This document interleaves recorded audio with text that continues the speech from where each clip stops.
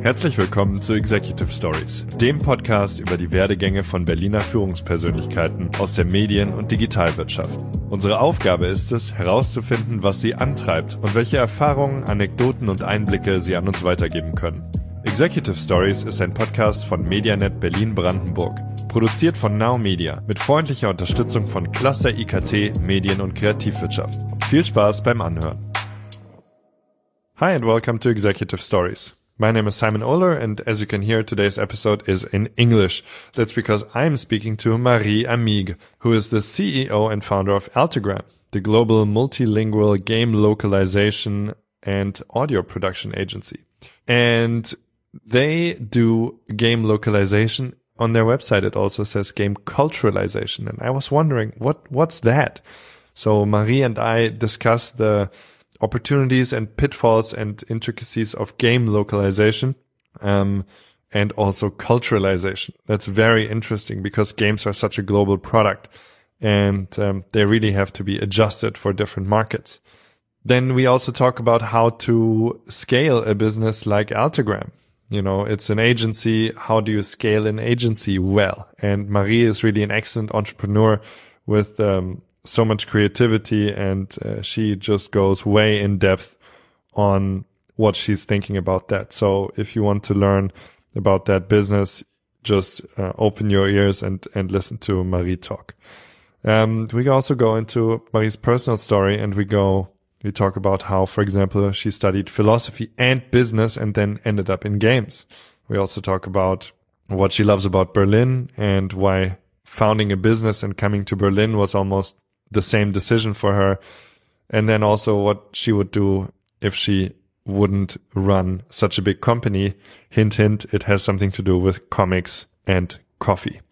So without further ado, please enjoy my conversation with Marie Amigues.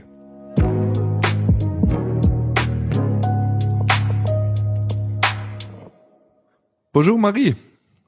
Hello, how are you? I'm good, Simon. Nice. I'm going to very quickly introduce you. You're the CEO of Altagram, the global multilingual game localization and audio production agency, and global because you have offices in Berlin, Seoul, and Montreal. Correct so far? Yes. Nice. You localize games, and I'm excited about that because I love games. I assume localization means translation of like text and recording localized audio, but there's also more. On your website, you also mention game culturalization, and I'm very curious about that and thought we could start there. Let's talk about that. What does that mean? So maybe although I don't want to correct you, but I do think it's still important. We do not do translation per se. We actually really do localization. So localization is a real adaptation, and it's not just a word by word translation that we can have, for instance, in the type of, like contracts, for instance, you're going to have to be much more a word by word translation. We do localization, and in game, you can't do translation. Basically, you have to localize the game to make sure that it's adapted to the culture and to the market that you're going to work with. You're going to be presenting the game. And that's what we do for the localization part. And when we arrive in the culturalization, it's another degree of tuning, I would say. We are going to look into way more aspects such as the mechanic of the game, the actual graphism, the music as well, and the coloring, of course, the characters. So how the characters look like, what is the interaction between the characters, the nudity there is as well, the type of, depending of where you're going to release the game in, if it's in Asia or if it's in Europe or if it's in Middle East, what are of course, the policies that are as well in terms of governmental and religious as well. And that's what we will call culturalization. So you kind of said there are like almost 3 degrees or maybe more degrees. Yeah. One would be like direct translation, which you said doesn't work, understandably. And then there's like localization, which is, I guess, getting the right feel for the language. Mm-hmm. And then culturalization is really getting into tune with what's going on and like beyond just speech or text. It's like the whole surrounding of the game. Can you give some examples for, maybe you have a story or an example for how to culturalize a game well, maybe a success story or maybe also a failure story where people didn't do it and it went wrong? Oh, well, I mean, there's many good examples but that will be more localization. Culturalization, it's not something that is, done at every level and at every steps of the localization, request. And the clients do not tend to, sorry, when I say clients, it's usually developers and publishers, will tend to, have their own team in country that will have as well look at the look and feel of the game to verify if this could be appropriate. So they might have some changes directly from this part. So when we are asked to take care of this part, we are working more as a consultancy, and we work with a team that are native and in the country. And when they do that, so to give you an example, for instance, so I can't talk about the games itself, because they're protected under NDA, but, we had a game, for instance, that we had to bring into, the Chinese market. It's a very successful game. And, we were looking exactly at those parts. So we changed completely the mechanic of the game, because it was just not adapted for the Chinese market. We did change the music. We didn't change the title. Although there was some, in China, you have to change the title in Chinese. What did we do as well? Interesting things. In this particular game, it was important as well how the display of the text was written. And that's something that, you can, for instance, it's very simple to know what is characterization in this, for this reason is like when you bring a game into the, MENA region, you have to, you can and should change the interface because you're reading from the right to the left. And so usually what you're going to consider as a start menu, like what you're going to see yourself on normally on the left will be sometimes, but not always on the right.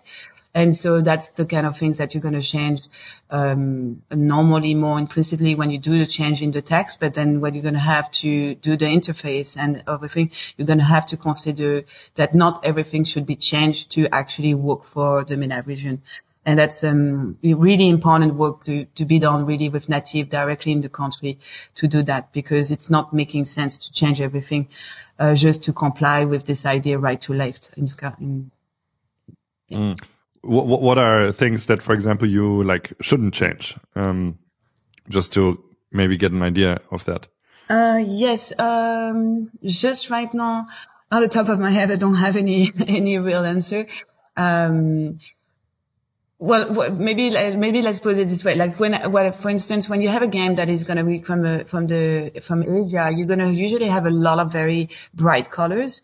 And depending who's going to be your fan base, it will be either a good idea to change it for instance, in Europe, you're going to have darker colors that are going to be, closer to what is our nature. In fact, so. It's usually colors are related to the nature. We saw that. And so you're going to have darker colors and darker green, darker, brown and everything. And then you're going to have much brighter colors in Asia. But when you want to bring a game into, that is Asian and very, followed by a fan base that is even from Europe, you might not want to change that because it will have a consequence that is not appreciated by the fan base, who are your first and best players in the beginning. So, it's another big problem, but you remember, I guess, Fire Emblem at the beginning, and the whole Gamergate has been quite crazy about this thing. There was a lot of related localization where they were not happy of the changes. And yeah, it's always discussable how this was handled, but that's the kind of things where you have big issues that could come, and when you need to consider that as well, what is better to change or not in the context of a fan base, even if it's coming from Asia, when we bring it to the European market, for instance. So yeah, it's not systematic. That's the thing. That's a thing to consider.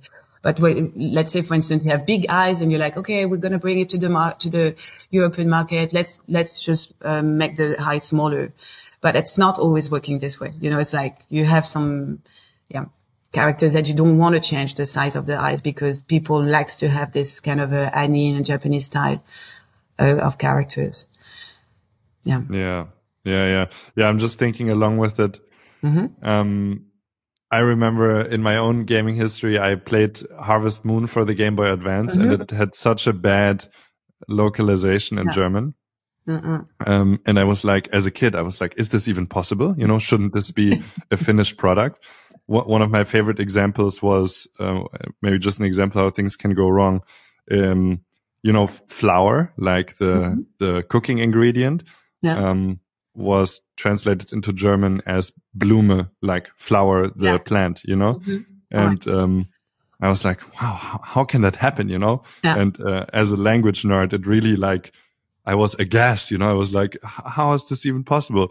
And, it was a very, weird experience to play a badly localized game. So, that's why I went right into these specific questions, because to me, it's so interesting, how much influence that can have. Yeah, it's there's something that to realize as well is that when we do the localization of the game, we do not have the actual context of the game, which is a big issue. When you do translation of strings, you might not know always what is the situation.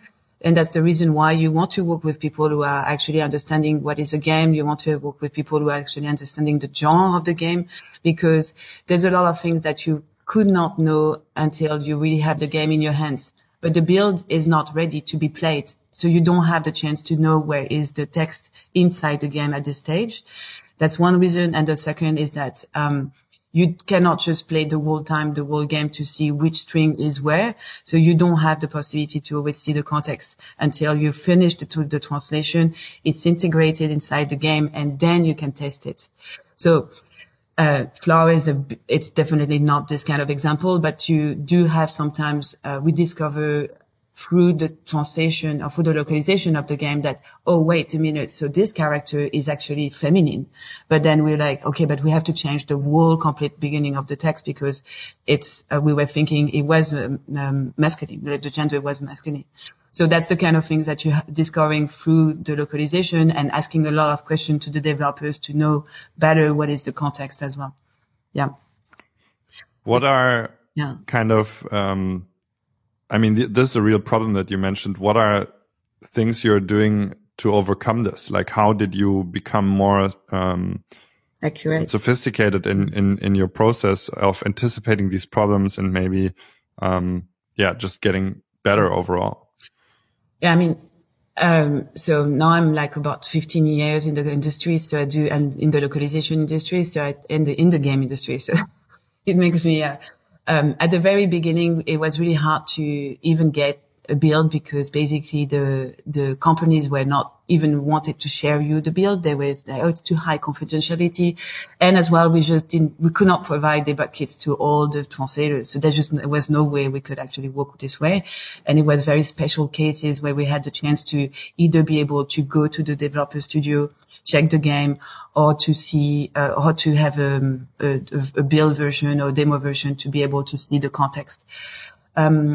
So through this, like from the very beginning, the best thing is to already know as much as possible what is all the elements of the games, and having kickoff meeting with the developers and the writers as well to really know inside out what is the game about, what is the plot, what are the characters, what are the genders. We ask that kind of questions like this, and to know more about the game than, without having the possibility to play it. These days, it's much easier to actually access to builds. People are understanding it's much more important that they have a good localization, and the localization team is part of the team, instead of considering they're just an outsourcing company and we just going to see the result, So because we are much earlier in the development and much more involved into that, those localization, I would say, context and problems, they are giving us way more information from the very beginning and sometimes builds. So that's really helping us, to get more context. But at the end of the day, as I said, like either the build is not stable enough or because we just don't have the time to know precisely every string, we still have a lot of questions. And so for us, for instance, we put in place a system where we having an online query platform where we can actually ask questions, see the question answers coming from different parts of the organization, from the different stakeholders from the developer side, which was before just a single file, Excel, usually not like several files that were just like going through emails, like we were losing the information. It was just terrible. So that we created that for us, for instance. There is, it's same stories like a kickoff meeting, questions, builds are really, really, really essential into the getting better at this. And, what I would say the future is that we will get the possibility to have directly an access to the engine and being able to see the game see the screens in context while we do the localization of the text. It's like, yeah, we do have those, like it would be it's existing already, those, in context information, like live in context information. It's not very working for now at the moment. It's not very used by our developers either. We are personally looking into this, strongly because we think that this is going to be the future as well. And, it's just depending how much the developers are willing to give you the access to their code. And that's really the difficult part of it. And how much we are not, really putting in danger their development, So that's where it's, I think, the issue at the moment where we don't access to those, in context live information. But I'm sure it will come. It's, really, I think, what's going to be the future anyway. Yeah.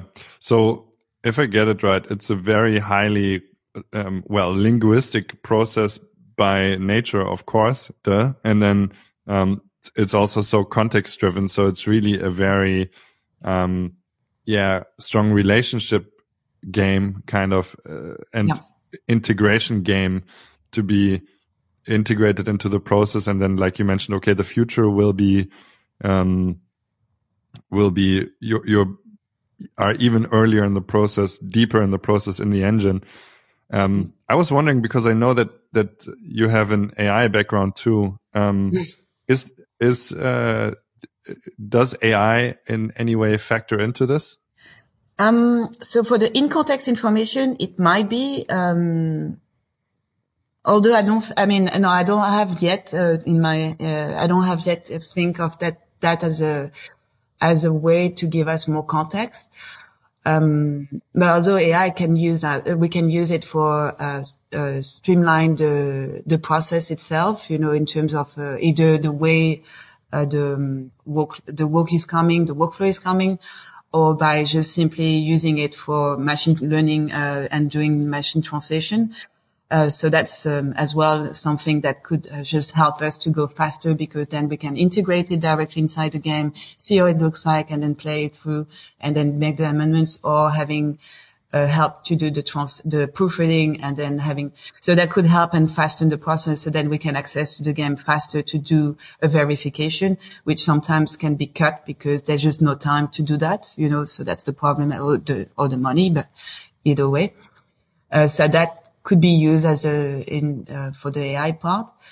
Other things that we can use for the AI, but not so much for the context information yet. Although maybe there is something in development, but I'm not aware of it. Yeah. And, it seems like to me that language and localization, it just seems like a very feeling based thing too. You have to have a good language feeling. It's hard for me to imagine, but maybe I don't know things that AI could just completely replace that. Seems like a very human quality to be able to I mean, create even good more translations. Exactly. Sorry, got you. Even more Please. these days, like the localization of the games is extremely important.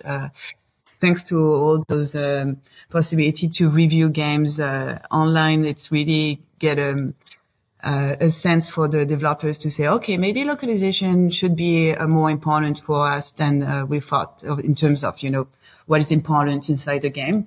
And as well, because I think the players just like don't like to have games that are not well localized when they want to play the version in their language.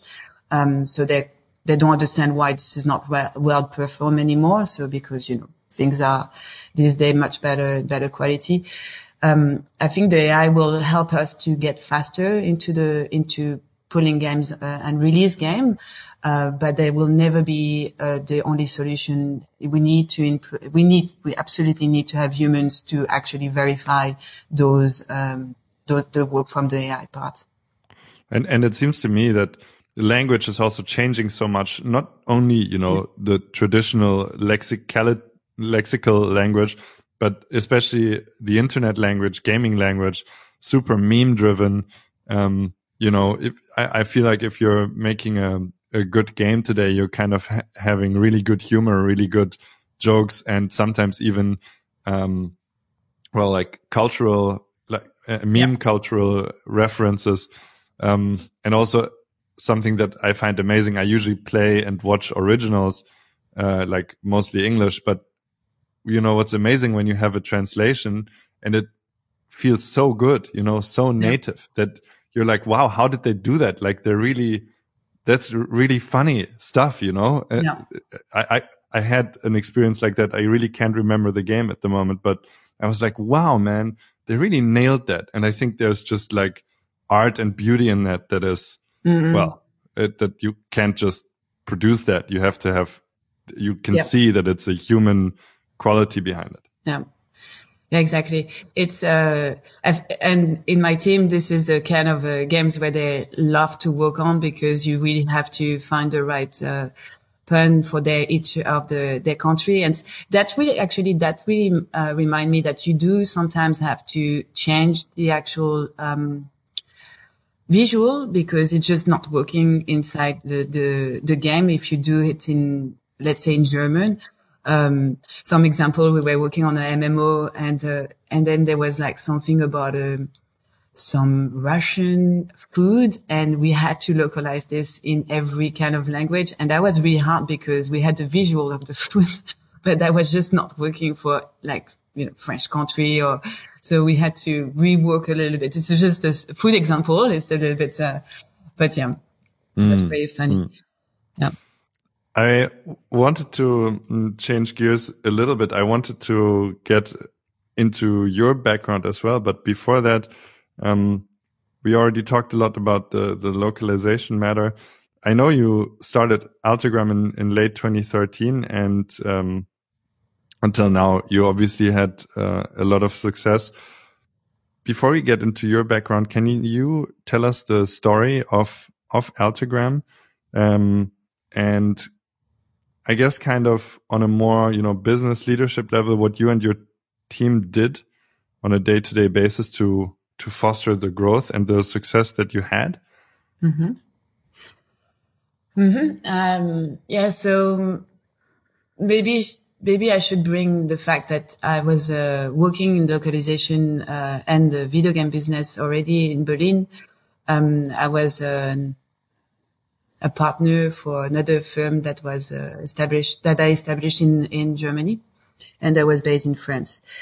And I left the company. And when I left the company, surprisingly as a manager, I would say, my team wanted to come with me, and I was not because when I left, it was kind of a bit sudden. I was not really thinking that this kind of thing could happen, and so when I left, I had I had not the intention to create a new company right away. But the team decided to come with me, and then I was like, okay, well, then I have to create a company right away. And so that's, of course, a huge difference when you create a company from nothing. And then when you create a company with colleagues and people that you actually know how to work with, it just changes everything, because you don't have to explain neither the workflow, neither the processes, neither the way of working together. It's all already set up. And that's, of course, helped for the success of the actual company of Altagram. We were about 5 people, starting the company.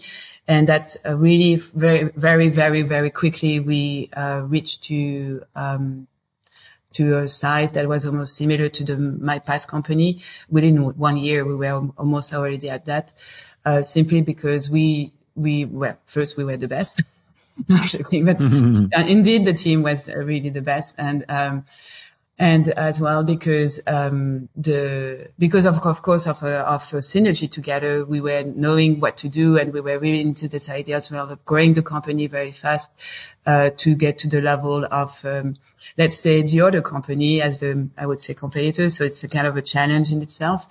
That's one thing, although it's not the only reason. It's as well because I knew already the market. So I already knew a lot of the potential client I could work with, but I could not in the past because it was separated by markets. So I could only work in Germany and East countries. As soon as I could start to work in worldwide, I was like, wow, this is so exciting. I'm finally going to be able to work with super great names as well as companies. And then I quick interruption. What enabled you to work worldwide? What? Because previously in my previous company, so the past company, I had a limitation of markets, so I could only work in Germany and Eastern countries, and not every Eastern countries. So that was really limited. And I had companies in US or in UK that were contacting me, and they say, "Hey, can we work with you?" And I was like, "Well, no, you can't. You have to go through the French company to work with me." And they were like, "That makes no sense to me. I want to be with you." So I had those moments a lot. And so as soon as I started my new company, I was like, well, cool. I'm going to be able to work worldwide now. And that's so cool. Yeah. Yeah. It was really, and of course, it's not that I want to say that German market is a poor market in terms of licenses or IPs, but it's just like, when you start to reach Japanese or, UK or American companies, it's just like you have different type of IPs that are excellent as well to work with. Yes. Yeah, that's kind of and of course, because the team is passionate, the more you get great IPs, the better they are. Like they love their job, but it's as well important that they have those kind of a great IPs. So it helps to grow further as well, because it's not the business part only, but as well the type of games we're working with, and then the passion of those people are bringing more passionate people. So you have better team as well, growing as well. So that's helping a lot. So it sounds to me that it was really, well, first I hear a lot of freedom that you could really do truly, whatever you wanted. And then, also, with the freedom comes kind of more responsibility and higher responsibility with bigger projects, and that actually fueled you even more. Yeah, exactly. And maybe to finish on the question about the growth, I wanted to be 100% owner of the company. I have no shareholders and I have no credits with the loans with the bank. So that was kind of a really fixed for me and clear for me. So it was the growth could only work with the actual projects we will get from the clients, you see, and some grants as well. But and so that was really important for me in terms of business development, that, it's a very healthy one, because I'm not going to expand more than I can actually with the budget I'm coming. But I was as well interested to see how can we grow the company in a way that, we could be, profitable and having, at the end, it's all like an agency as us. It's only about humans and how the humans are able to produce. You can't triple or quadruple the numbers or, 100% more the numbers that the numbers that you're working with as the people that you're working with. It's not like we are not a software company. And I was still really struggling about this idea, like, how can we do like triple revenue when we just, like, we cannot triple the team. It's just not going to be possible. We need to grow sustainably as well. And that's how I started to have this idea about the software. Like, okay, what about creating a software that actually could make sense for us, for the company, but is as well interesting in terms of revenue for the company as well. You see?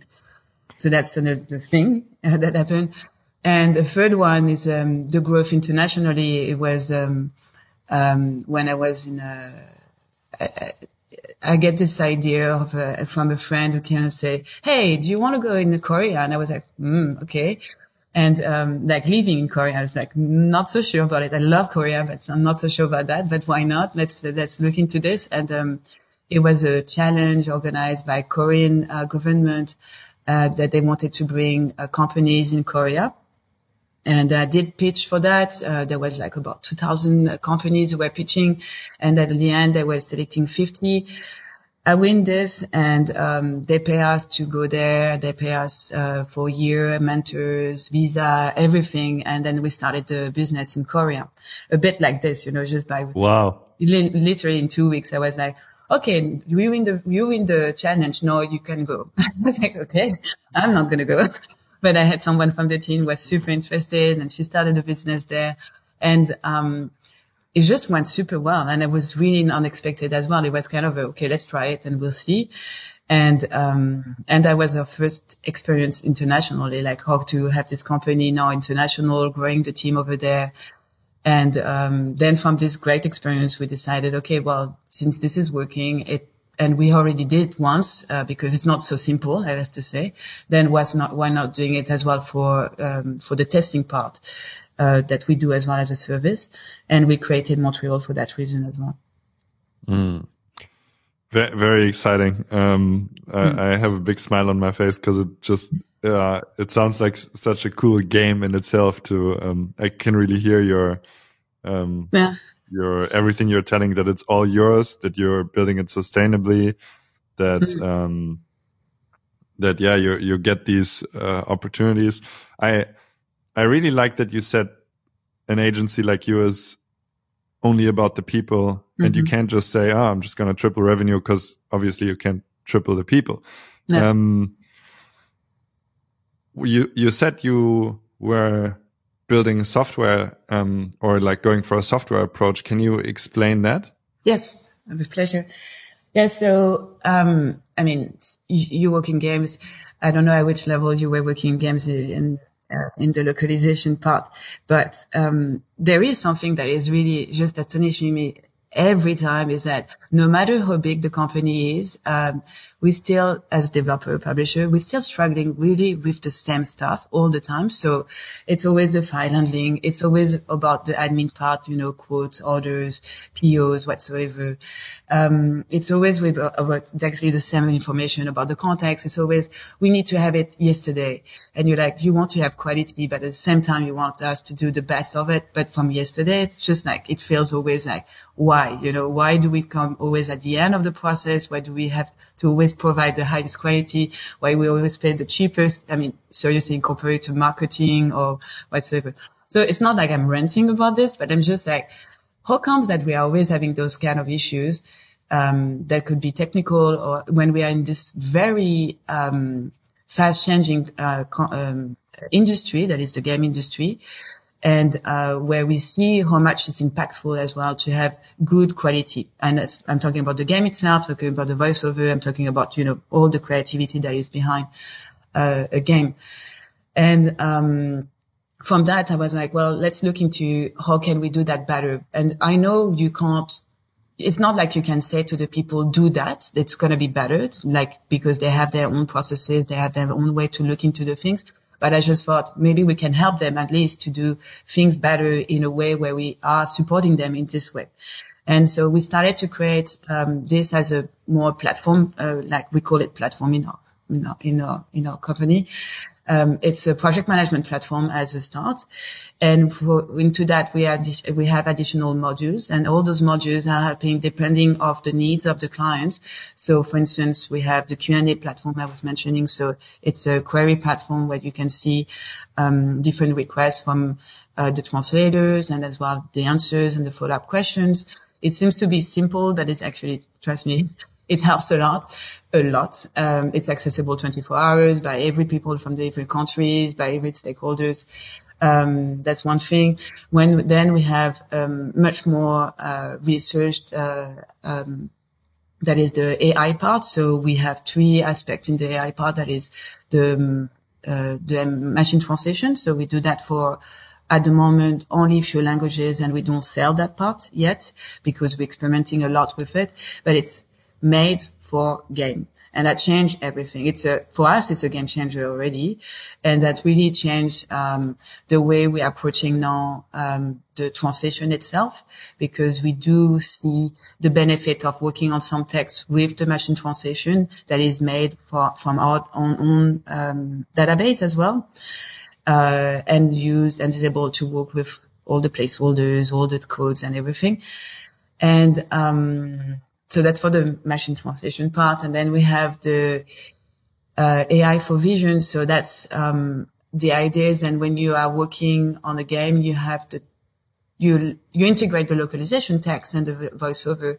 And then you do different paths to verify the context, as I mentioned at the beginning. And this is why you want to do testing. You want to verify the context. You want to verify if everything is in order and it's very smooth, fluent, that you reach your players, you know. But most of the time, what we do is verifying if actually the text is fitting inside the button, or verifying if, you know, and that's time consuming and not really, you know, that's not, you have to do it for quality purposes, but it's not really what you want that the human is doing, basically. So AI can do that, can verify those kind of information within a game, and doing paths like this is very fast forward. And then you really introduce the idea of having the human who's really doing the work that you want to do, which is in context information. Sometimes, you know, it could be more than that, or issues as well, or problem of audio that are not synced with the text that you see, or the things like this. That's for the AI part, for the vision part. And the third one is about the text to speech. So this is something that we can see more and more into, videos for marketing stuff that are not game related.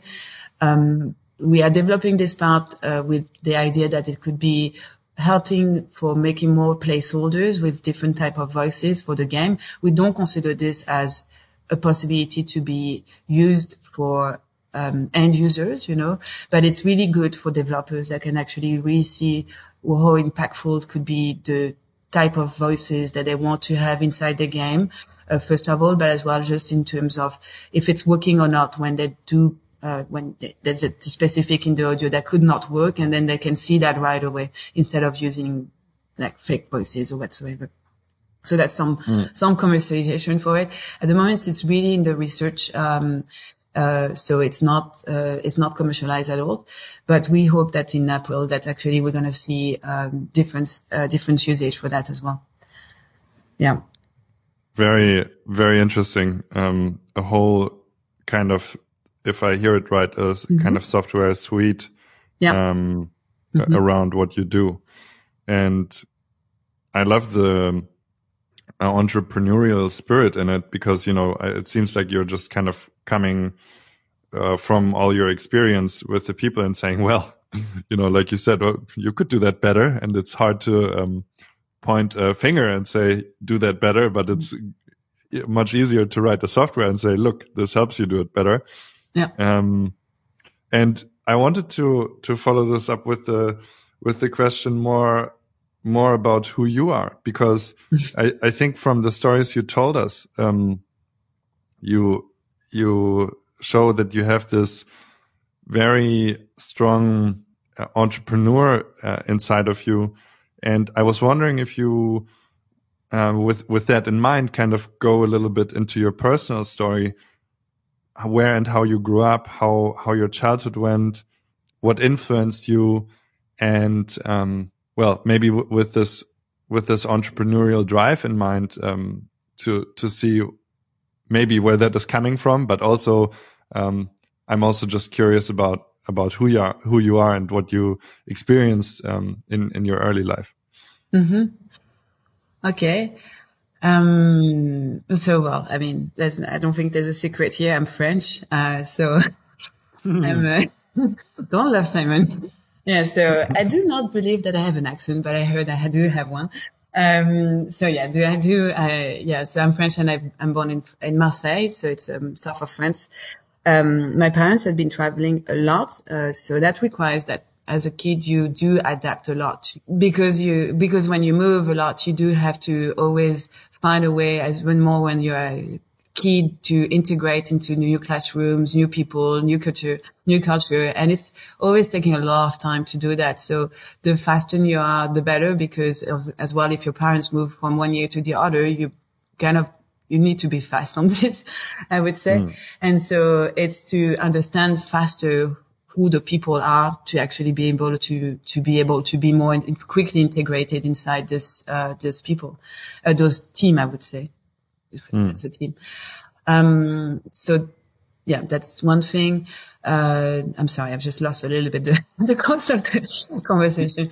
Yeah. So you kind of had this almost disruptive lifestyle, and you always had to adapt anew. And I guess that trained you to probably quickly find the people that you resonate with and just get a quick hang of identifying that. You're forced to always go into new environments, and it's not like you have your friends from your village for 20 years. Yeah. All that, right? Exactly. Yeah, exactly. Long-term friends. I do still have a lot of good friends from different parts of the France. So actually, then I moved to Canada, which was a big change for me. My mother, who's I would say feminist, and who's not feminist as a woman, but is a feminist and very driving as well in terms of career. She became diplomat, and so she was a good example, I would say, in my life as well. And she moved to Canada, and that was a big change for me because we were, I would say, medium social, like in terms of social class, middle class, and we moved to this pretty more expensive kind of lifestyle. So we had a big house, a swimming pool, and that was all very, very strange for me because my parents were more like, can you please switch off the electricity? We don't have enough money. So kind of a big change. And then, yeah, it was a great experience in itself. It was the time I was. How did that affect you, this kind of class change? Because that's something very unusual. I feel like not many people experience that. Yeah, I mean, I became extremely rebel I have to say. I was punk and listening to the most hardcore music possible, red hair, get exit from my school for a couple of days, I think. My mother really had a hard time to deal with me. That was my life. But I guess it was as well the teenager time. Like I was 13, 14, still hormones related, I guess, as well. I would not like to have me as a daughter, I have much to say. But yeah, but it was really, I mean, it was a learning experience for me as well, this time as well. And then I decided to go back to France, and to learn philosophy. Yeah, of course, why not? And, I did that for 7 years. Didn't finish my PhD, unfortunately. And that was when I started to work on the AI part, when I started to do cognitive science and work on this was analyzing actually robots and see how those robots could integrate it. I mean, it was two parts, but there was the AI part and the robots part. And I was super interested by MIT. I always will wish to go in MIT one day in my life.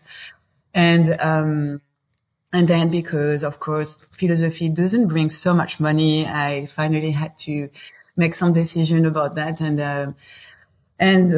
kind of very spontaneously, I decided to go to do those exam into the biggest business school in France. I mean, first or second, depending the ranking per year, but it's called ESSEC. and get very lucky with that. I don't know. I'm having the imposter syndrome in this case. And I managed to get inside. So from philosophy, I changed to a business school. I did a master in marketing management. And from this, I decided after that to go to do my last internship to New York. And then in New York, I moved to Paris again. And then I decided to move to Berlin and create my company there. Question about your studies. You started with philosophy, went into more science, and then went to business school. How do you, looking back, connect the dots here? Why did that happen? Because it seems like you could say, well, that all doesn't really have anything to do with each other. But of course we can connect the dots. So how do we connect the dots? Yeah. at least I'm very interested by a lot of things, and it showed through that. So the philosophy was for me, it was more like I want to open doors. I'm not so sure that I want to be a teacher or researcher in philosophy, but I just don't want to get stuck already right away into becoming something that I don't know about that I want to do. And philosophy just opened my brain, and that's what I wanted to learn. I wanted to learn more. Of course, I had the chance to not need money right away, although I was working as a student every week and everything. But I still had this chance that I can be supported by my parents, and I don't think that everyone has this chance too. But of course, I took this as an opportunity for me. Yes. During the time I was doing philosophy, I realized that I was more and more interested about the scientific part of it, but I'm not a scientist in the sense that I'm a developer, a software developer. I don't have this, I don't have this, I would say, but I love to play with the logic. I love to play with everything that is putting in question the facts that are existing inside the world. And so was really helping me to go through that, because science is a fact, but then when you put in question those facts and how the way you proceed to get to this fact is like, this is what was I'm very interested in philosophy. And that bring me to the actual part that was more the science part. So that's what is AI? How can we use our brain as human brain to go to perform robots as well? Like, what is the interaction that we can have together with that? So again, it was more on a philosophical aspect than a scientific aspect, if that needs to be clarified. But that makes sense. Yeah. And during this time, was actually didn't mention it, but during this time, so I'm big passionate into comics books. And during this time, I wanted to create a company already at this time. And that's how I learned. I was like, well, if I want to create a company, it's an idea. It was like a coffee where you have the books, and you have an association where you had like people who were learning more, and I had like writers. And I wanted to do a lot of things into this thing.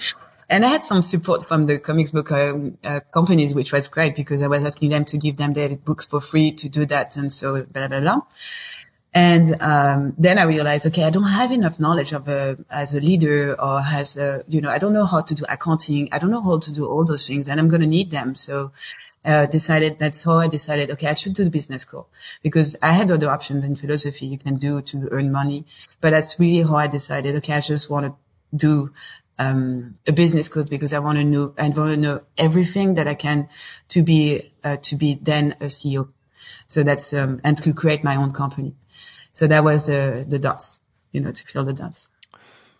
What's the drive that you have that tells you, I have to have my own company, I have to be a leader, I have to be a CEO?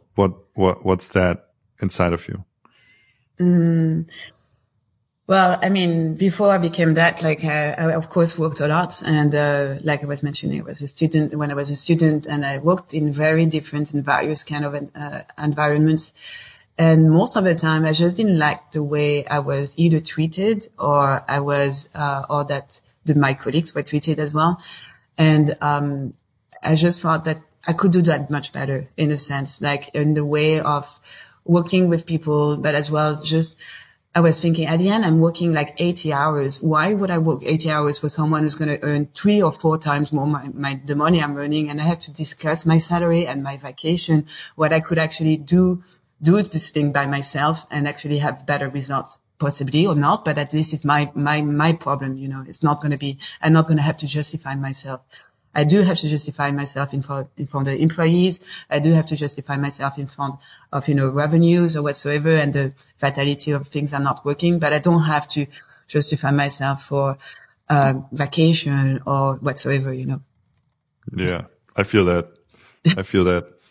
One more question about the story, just a random point. You said like philosophy opened your brain. What do you mean by that? Well, I mean, for me, it sounds like completely, like when you have to think of, so I was working at La Sorbonne. So I was a student at Sorbonne. Sorbonne is a very, very, very classical, way of learning philosophy. It's very different in the US or in Canada, for instance. So we learned the basic and the classic in particular. And so, but it's actually a very good way to like as a baby to create your mind about what is, the way of thinking. So I kind of really like that. It was sometimes a little bit tenuous, but it was really, really lovely as well when you think of it. So philosophy and, in general, like whatever you makes you think, it's just going to develop your brain better. I think just it's like you have, of course, when you are doing things, you're going to develop your brain, but as well, like about how we think about things are going to make us different and make us different in different actions as well. So, and not having this time to develop our brain about how do we do things, how do we want to do things, how we envision things will have a consequence about our actions in any case. So that's what I mean. Yeah, I get that. No, I was just curious. I get it. It's like, lifting brain weights, and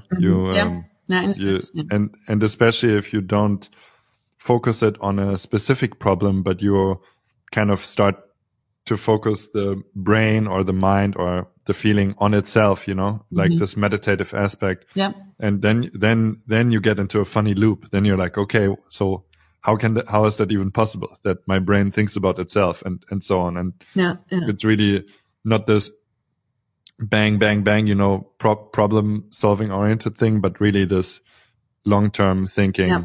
How does the thinking even work and so on and so forth. Yeah. So, and it makes you learn a lot about, people as well, because you do realize, I don't say that it's universal, but you do have some patterns of some ideas that comes and to make you understand better humanity as well. So it does really have, it's actually really interesting itself when you want to actually understand better people, to actually work with them better, in every kind of aspect.